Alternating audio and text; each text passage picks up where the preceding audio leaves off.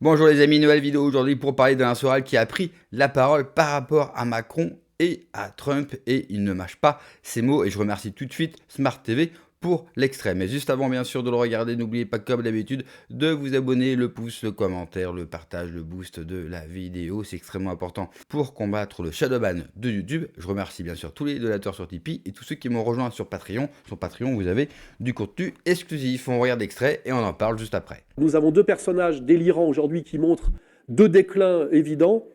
C'est Trump pour les États-Unis et puis malheureusement Macron pour la France. Et de renoncer à leur arrogance impériale. Je pense que Trump, d'ailleurs par sa dimension caricaturale, presque grotesque, est aussi l'incarnation d'une fin d'empire, exactement comme Néron montrait par ses excès que l'empire romain était en grave déclin. Et d'ailleurs, selon vous, peut-on aujourd'hui encore qualifier les États-Unis d'empire? Quelle est leur principale faiblesse et leur principale force? Alors, quand on dit l'empire, il y a plusieurs compréhensions. Normalement, un empire est quelque chose de durable parce que c'est un échange gagnant-gagnant, on va dire, entre une nation dominante et des nations qui acceptent une forme de soumission parce qu'il y a par ailleurs des avantages. C'est l'empire romain lors de sa plénitude, c'est aussi l'empire musulman, alors qu'aujourd'hui, le terme précis pour les États-Unis, c'est plutôt hégémon. Aujourd'hui, c'est un empire qui n'a plus les moyens de sa puissance impériale, qui refuse ce qu'on appelle l'atterrissage en douceur, même si c'est ce que Trump avait proposé lors de sa campagne présidentielle, qui était en fait un retour à la doctrine Monroe, c'est-à-dire d'accepter de passer d'empire-monde, on va dire, à empire continental ou à nation élargie avec le Canada, le Mexique, le canal de Panama et le Groenland. Tout ça était cohérent. Mais ce qui ne rentre pas du tout dans la cohérence de ce qu'était le programme de Trump, qui n'était pas un programme néoconservateur, mais qu'on peut appeler normalement de néo-réactionnaire, parce que c'est une lutte entre deux droites en réalité. Ce programme a été trahi par sa guerre contre l'Iran, qui n'entre pas du tout dans cette logique, je dirais, d'une Amérique qui a besoin de rompre avec l'Empire et avec la vision néoconservatrice, car cet empire coûte très cher à l'Amérique intérieure. Les Américains le ressentent de plus en plus. Or là, nous sommes face à une étrange trahison de Trump, qui d'ailleurs, cette trahison permet un dévoilement. C'est-à-dire que beaucoup d'Américains aujourd'hui, si je ne parle pas des Américains de gauche qui sont antiracistes sous l'influence de Soros, et donc relativement pro-palestiniens et antisionistes, mais sur des critères, on va dire, sociétaux, hein, antiracisme, pacifisme et ces choses-là. On a aujourd'hui une prise de conscience de la droite américaine qui traditionnellement était sioniste, notamment à cause de l'influence de ce qu'on appelle les chrétiens sionistes, hein, ce mouvement évangéliste qui soutient qu'il faut soutenir Israël quand on est derrière le Christ. Aujourd'hui, par les trahisons de Trump, cette droite américaine, très bien incarnée par Nick Fuentes aujourd'hui, est en train de se retourner contre Israël en disant que c'est Israël qui domine l'Amérique et qui pousse l'Amérique dans des guerres impériales au Proche et au Moyen-Orient qui ne sont pas du tout dans l'intérêt de l'Amérique et qui d'ailleurs, Trump avait fait une campagne et s'était fait élire pour rompre avec cet impérialisme néoconservateur. Donc dans une période très intéressante où l'Amérique est un empire en déclin qui devient d'une grande brutalité, ce qui est le signe d'ailleurs de son déclin et de son illégitimité par rapport à l'époque d'après-guerre où il représentait réellement une Pax Americana. Et on voit bien que c'est l'analyse d'ailleurs de Todd, hein, que je partage, qu'en fait tous les signaux montrent que l'Amérique n'a plus les moyens d'être un empire, que malheureusement elle se crispe sur cette notion-là avec ce qu'elle fait en ce moment, notamment contre l'Iran et pour Israël, et que ça risque en réalité d'accélérer son déclin.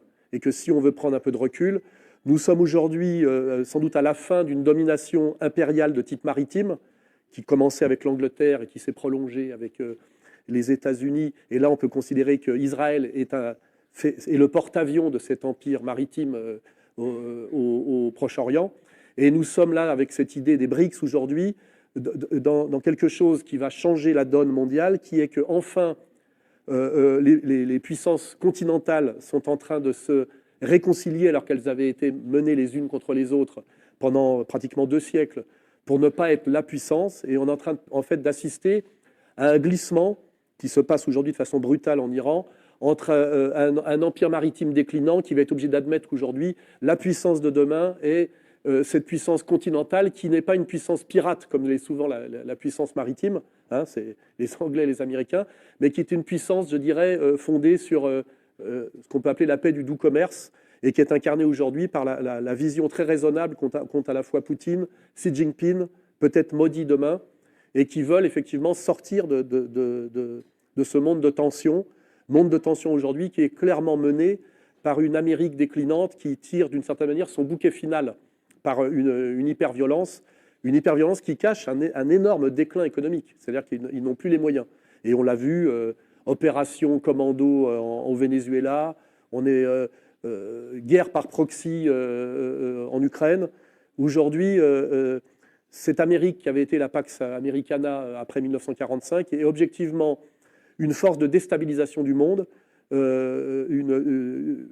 une démarche de piraterie, puisqu'en fait, ils sont systématiquement hors la loi, et ces lois qu'ils ont imposées par leur victoire sur le nazisme après 1945. Et on voit bien que fatalement, si on prend de l'altitude, la domination va passer, pour le bien du monde, dans la main des BRICS, qui sont en fait, si on comprend bien, beaucoup cette nouvelle entente continentale qui va prendre le relais d'un point de vue de la puissance économique et de la conception pacifique des échanges entre nations sur cette piraterie en fin de prédation qui est aujourd'hui l'alliance, on va dire, anglo-américano-israélienne. Merci Alain Soral. Vous venez d'évoquer les BRICS. Quel rôle attribuez-vous à la Russie dans la rupture avec le monde unipolaire ? Selon vous, constitue-t-elle un véritable contrepoids à l'Empire américain ? Oui, de toute façon, c'est le chantier, c'est le programme. Ce n'est pas évidemment facile parce que ce sont des nations souveraines qui n'ont pas strictement tous les mêmes intérêts.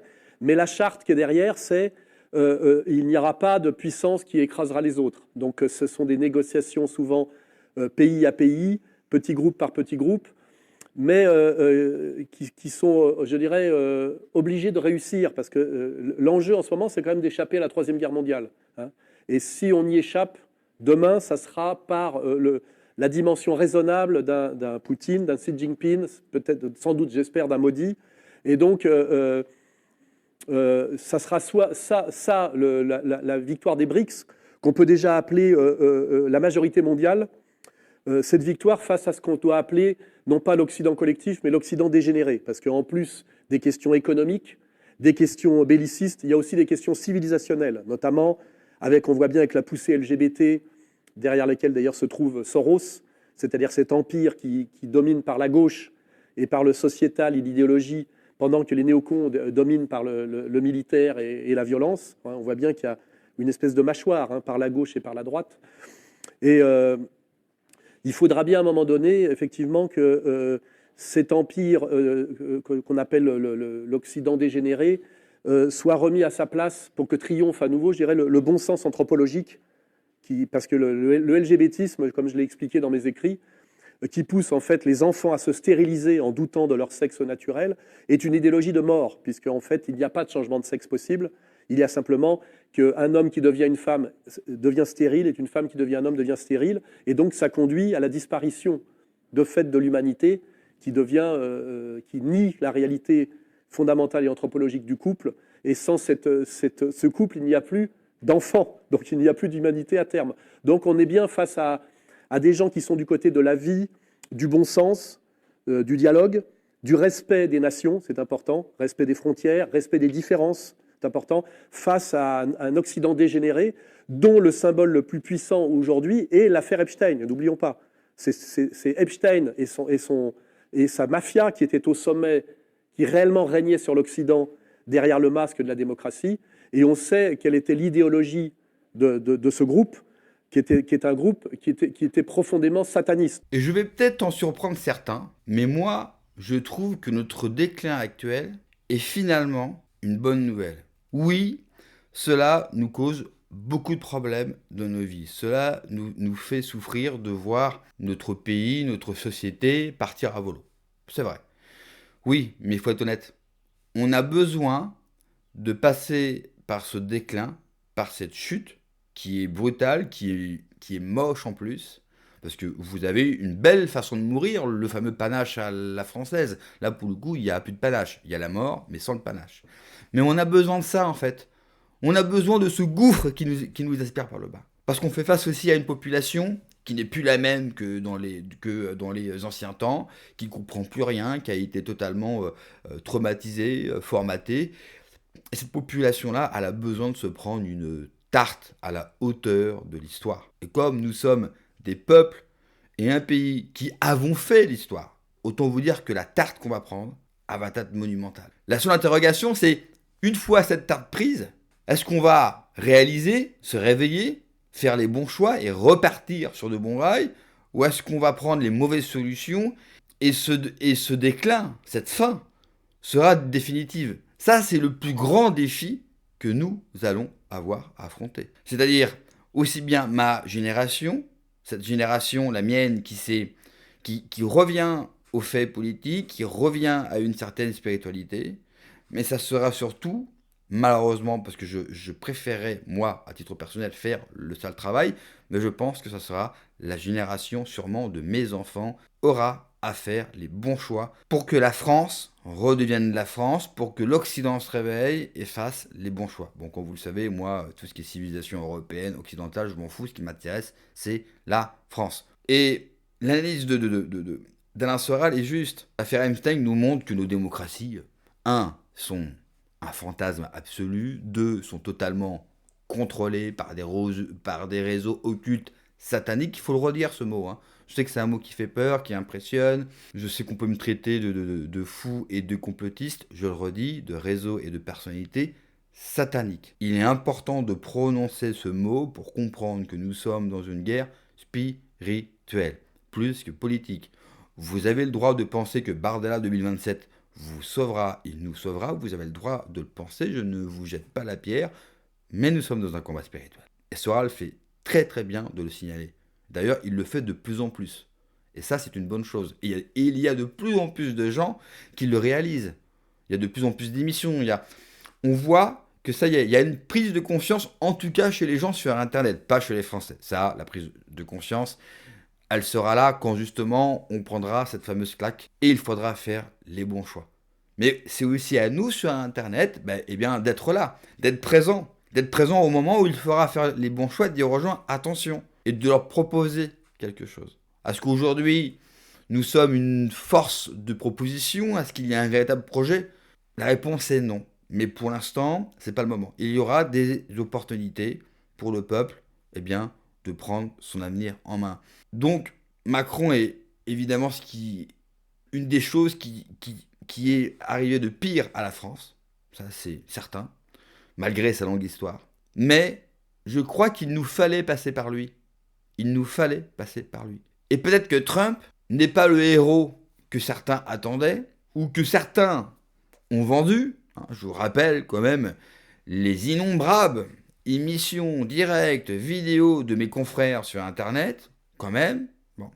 Aujourd'hui, retourne leur veste complètement sur Trump, ça me fait bien rire. À vous qui le regardez d'avoir de la mémoire, de ne pas oublier ce qu'ils ont pu vous dire sur Trump. Mais peut-être que finalement, il ne sera pas le héros tel qu'on l'attendait, mais celui qui mettra fin à cette décadence occidentale. Et moi, je suis content, mais vraiment content, que l'Occident se prenne les pieds dans le tapis en Ukraine et en Iran. Je ne suis pas pro-russe ou pro-Iran. Moi, ce que je veux, c'est que les Blancs, les Occidentaux, arrêtent de se croire supérieurs au monde, arrêtent de casser les couilles au monde et commencent à s'occuper d'eux-mêmes. Merci d'avoir regardé la vidéo, les amis. N'oubliez pas, comme d'habitude, de vous abonner, le pouce, le commentaire, le partage, le boost de la vidéo. Prenez soin de vous, que Dieu vous protège. Allez, ciao.